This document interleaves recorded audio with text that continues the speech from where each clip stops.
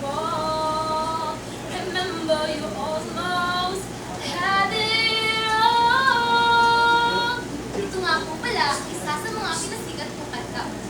Magandang umaga nga po pala sa inyong lahat. Ako nga po pala si Rachel Anto o Shinshin sa mga taong malalapit sa akin.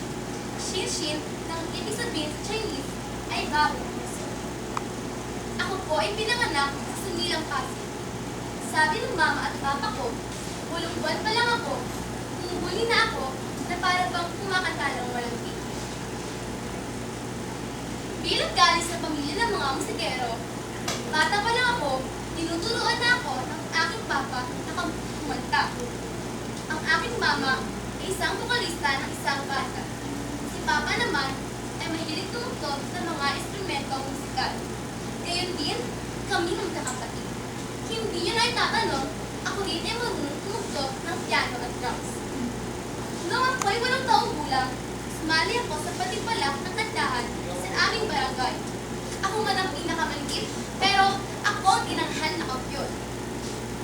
Noong ako ay 11 taong gulang, sumali ako sa beard baby ng Itbulaga. Hindi man ako natutuki, masaya ako umabot sa grand finals. Ngunit, hindi doon nagtapos ang aking mga pangarap.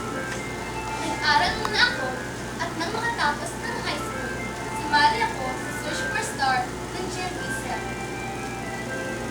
I can make it through the rain. I can stand up once again on my own. And I know that I'm strong enough to make it. Every time I feel the pain, I hold tight to my faith. And I live one more day. I can make it through the rain.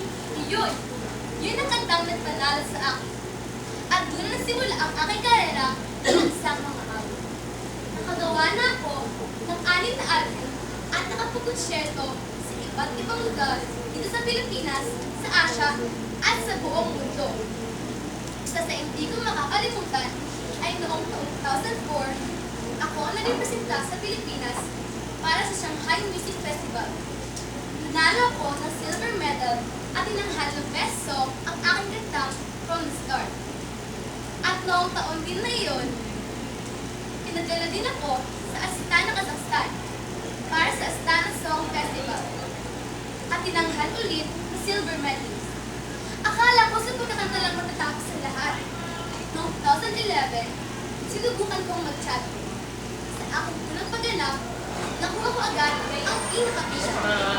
Ako ay gumanap na Ariel sa Disney Studio. Up where they run, up where they walk, up where they stay all day in the sun. Wonderful free, wish I could be part of that world. At sunod pa, ng Tarzan the Musical bilang si Jane Porter. Noong 2012, nabalitaan ko na magkakaroon daw ng audition para sa Miss Saigon sa London.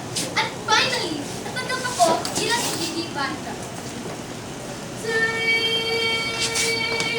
the rim I long to find the movie in my mind.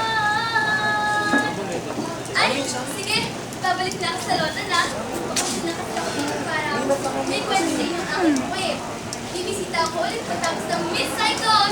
Bonjour! Au revoir!